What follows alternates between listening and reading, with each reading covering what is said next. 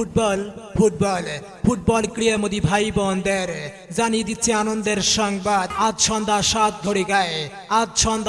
ঘড়িকায় জাহেদার মোড় সংলগ্ন মাঠে সবুজ বাংলা যুব সমাজ কল্যাণ সংঘ আয়োজিত নাইট মিনিবার ফুটবল টুর্নামেন্ট 2026-এর দ্বিতীয় রাউন্ডের শেষ খেলা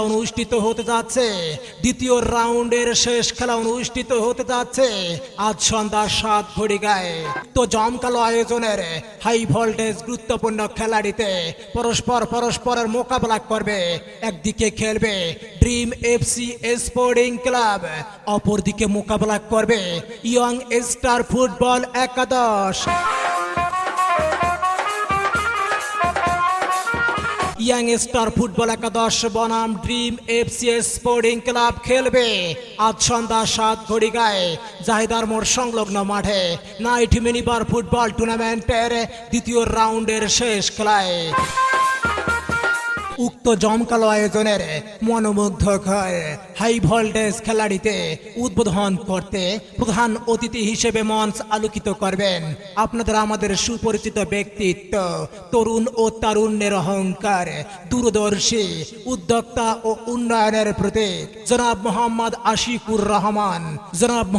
আশিকুর রহমান, সম্মানিত ভাইস চেয়ারম্যান আলোর পথিক ফাউন্ডেশন এরশাদ মোড় রানীপুকুর মিঠাপুকুর। উক্ত খেলায় সভাপতির আসন অলঙ্কৃত করবেন জনাব মোহাম্মদ মাজেদ আলী, সম্মানিত প্রধান নির্বাহী কর্মকর্তা আলোর পথিক ফাউন্ডেশন এরশাদ মোড় রানীপুকুর মিঠাপুকুর।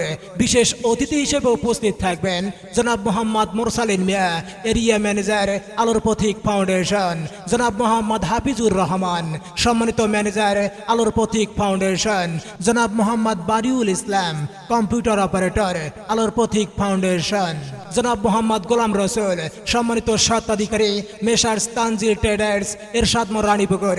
আর উপস্থিত থাকবেন জনাব মোহাম্মদ মোরশেদ আলী, সম্মানিত স্বত্বাধিকারী রানীপুকুর থাই অ্যান্ড গ্লাস হাউস এরশাদ মোড় রানীপুকুর মিঠাপুকুর। খেলায় কোন দলের হবে জয় আমি আপনাদের প্রচারের সাথী ওমর ফারুক জানাচ্ছি।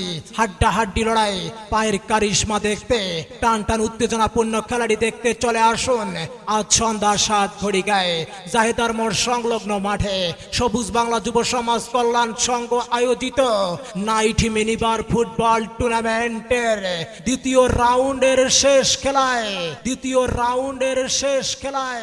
আপনারা সব বান্ধবে আমন্ত্রিত।